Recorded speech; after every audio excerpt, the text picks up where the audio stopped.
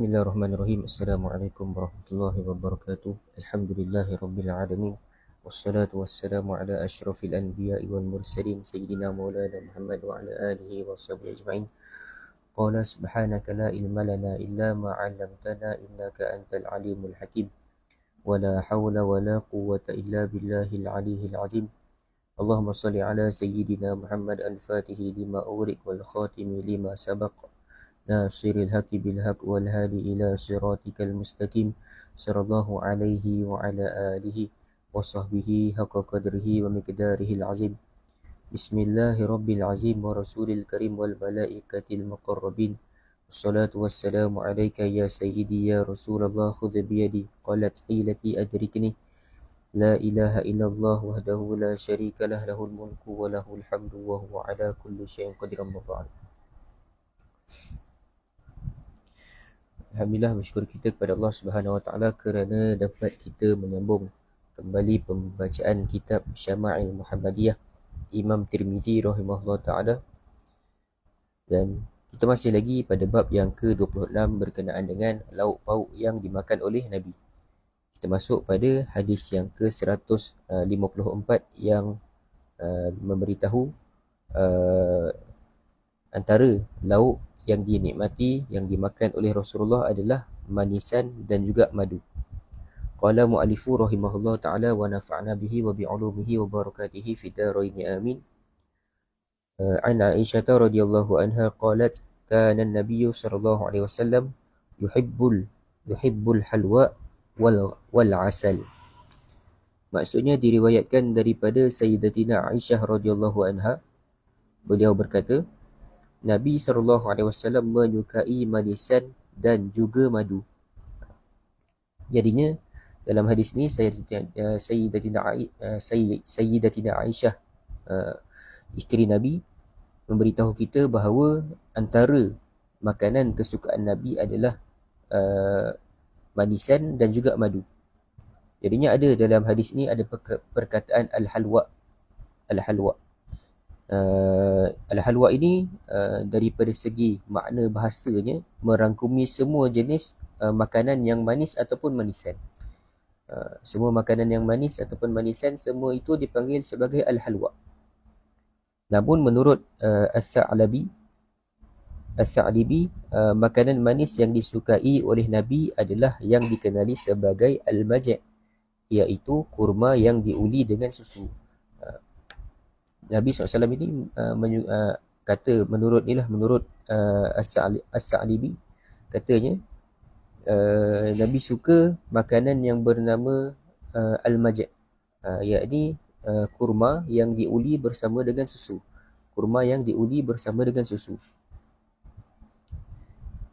Bagaimana pula dengan madu? Madu juga dikategorikan sebagai manisan, sebagaimana kita sebutkan tadi. Al-halwa itu dia merangkumi kesemua benda-benda manis lah. Makanan-makanan yang manis, manisan, itu digelar sebagai al-halwa, dipanggil sebagai al-halwa. Jadi walaupun madu itu termasuk di dalam kategori al-halwa, namun bagi menunjukkan kelebihan madu daripada manisan-manisan yang lain, disebutkanlah madu itu secara spesifik di dalam hadis ini. Sebab itu disebutkan perkataan al-halwa wal asal, manisan dan juga madu. Ini nak sebutkan apa? Bila diletakkan, dinyatakan madu yang secara spesifik itu, menunjukkan bahawa madu ini dia ada kelebihan. Dia adalah manisan yang ada kelebihan berbanding dengan manisan-manisan yang lain. Madu ini dia ada kelebihan lah berbanding dengan manisan-manisan yang lain. Sebab itu disebutkan juga perkataan madu wal asal. Asal itu al-asal itu juga itu adalah madu. So disebutkan madu secara spesifik. Jadinya pengajaran yang kita boleh ambil ialah kita dapat tahu antara makanan kegemaran Nabi SAW ialah manisan dan juga madu. Antara makanan kegemaran Nabi adalah manisan dan juga madu. Kelebihan madu ini dia ada kelebihan yang lebih lah dari berbanding dengan manisan-manisan yang lain lah. Madu ini dia ada khasiatnya yang tersendiri, Dan nanti kita akan ceritakanlah hasiat-hasiat madu di hujung bab nantilah, insya-Allah. Lepas tu pengajaran yang lainnya adalah keharusan kita ini menikmati makanan-makanan yang sedap dan lazat daripada rezeki yang halal yang dikurniakan Allah, dan tidak menyalahi sikap zuhud dan muraqabah. Jadinya tidak salah untuk kita ini menikmati makanan yang sedap dan lazat. Tak kisahlah sama ada makanan itu murah ke, makanan itu mahal ke. Yang penting makanan tersebut adalah halal. Yang penting makanan tersebut adalah halal lah, halal dimakan.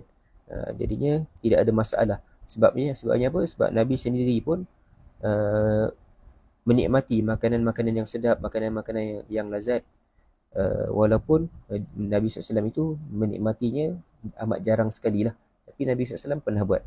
Jadinya kita pun bolehlah untuk mengikuti apa yang dilakukan oleh baginda Nabi SAW, yakni kita makan makanan yang sedap, makanan yang lazat, asalkan yang paling penting adalah makanan tersebut adalah halal. Makanan tersebut adalah halal. Jadi tidak ada masalah. Okay, seterusnya hadis yang ke-155. An Ummi Salamah radhiyallahu anha qalat annahu qarrabat ila Rasulillah sallallahu alaihi wasallam janban mashwiyan fa akala minhu thumma qama ila thumma qala ila shalah thumma qama ila shalah wa ma tawaddaa. Maksudnya diriwayatkan daripada Ummu Salamah, radhiyallahu anha, beliau menceritakan bahawa beliau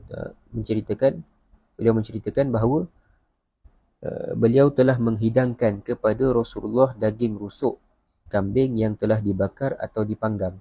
Lalu baginda makan daripadanya.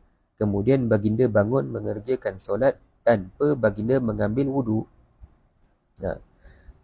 Jadinya hadis ni nak menceritakan kepada kita bahawa Nabi SAW menikmati hidangan daging rusuk kambing yang dibakar. Daging rusuk kambing yang dibakar ataupun dipanggang lah. Kemudiannya setelah baginda makan daging tersebut, daging yang dipanggang itu, baginda mengerjakan ataupun menunaikan solat tanpa berwuduk. Yakni dengan makna Nabi SAW telah ambil wuduk terlebih dahulu lah. Bukannya Nabi tak ambil wuduk. Nabi sebelum makan tu Nabi dah ambil wuduk. Kemudian ni apabila makan makanan yang dipanggang itu, daging rusuk kambing yang dipanggang itu, yang dibakar itu, lepas selesai makan Nabi terus salat. Nabi tidak ambil wuduk lagi lah. Itu yang dimaksudkan. Bukannya maksud Nabi SAW tidak ambil wuduk. Bukan. Nabi SAW telah mengambil wuduk sebelum daripada makan. Jadinya perkataan janban. Janban ini menurut ahli bahasa Arab bermaksud kawasan dari bawah ketiak hinggalah ke pinggang, yakni kawasan dari pusat hingga ke tengah. Jadinya kita ini menterjemahkan perkataan janban itu dengan kita namakan dia sebagai bahagian rusuk. Bahagian rusuk ni lah, kambing ke lembu ke, bahagian rusuk. Jadinya pengajaran yang kita boleh ambil daripada hadis ini adalah kita dapat mengetahui antara makanan-makanan yang pernah dimakan oleh Nabi, yang pernah dinikmati oleh baginda Rasul, adalah daging bakar ataupun daging panggang. Itu antara makanan yang pernah Nabi SAW makan. Yang keduanya, hadis ini juga menjadi dalil bahawa memakan makanan yang disentuh api tidaklah membatalkan wuduk, kerana Nabi mengerjakan solat selepas memakan daging bakar atau daging panggang tadi tanpa baginda mengambil wuduk terlebih dahulu. Lepas dia macam kita sebutkan tadi lah, Nabi SAW sebelum makan tu baginda dah ambil wuduk. Kemudiannya bila dah selesai makan, Nabi SAW tidak ambil wuduk lagi. Nabi terus mengerjakan solat. Menurut ulama, hadis ini menasahkan hadis lain yang menyuruh supaya mengambil wuduk selepas memakan makanan yang disentuh api. Hadis ni dia menasahkan hadis lain. Ada hadis yang mengatakan kena ambil wuduk lepas daripada makan makanan yang terkena api, yang dipanggang ke ataupun yang dibakar ke. Itu hadis ni dia menasahkan.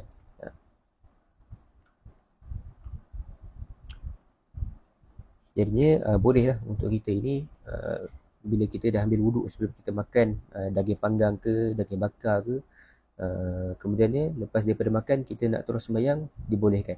Itu tidak membatalkan wuduk kita lah. Itu yang dimaksudkan apa yang nak disampaikan di dalam hadis ini.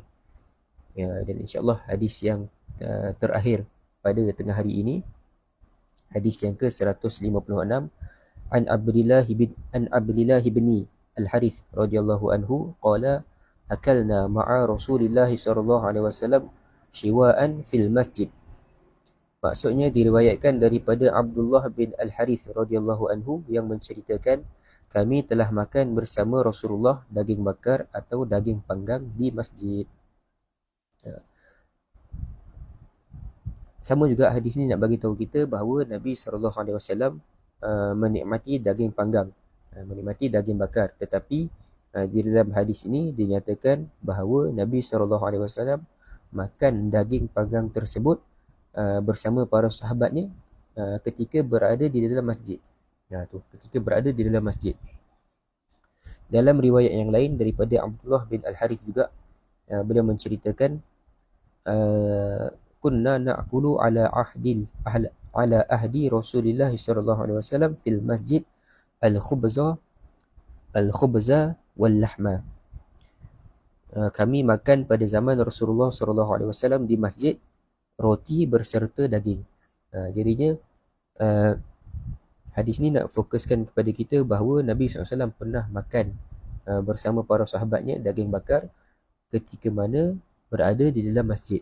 Jadinya boleh ke tak boleh makan di dalam masjid? Jadinya ini hadis ni nak tunjukkan kepada kita dibolehkanlah untuk kita ini makan di dalam masjid, dan harus makan di dalam masjid. Namun para ulama mensyaratkan hendaklah dipastikan tidak mengotorkan masjid. Jadinya bolehlah kita nak makan di dalam masjid, tapi pastikan kita itu tidak mengotorkan masjid. Tidak makanan kita makan tu tidak tumpah dan sebagainya, tidak mengotorkan masjid lah.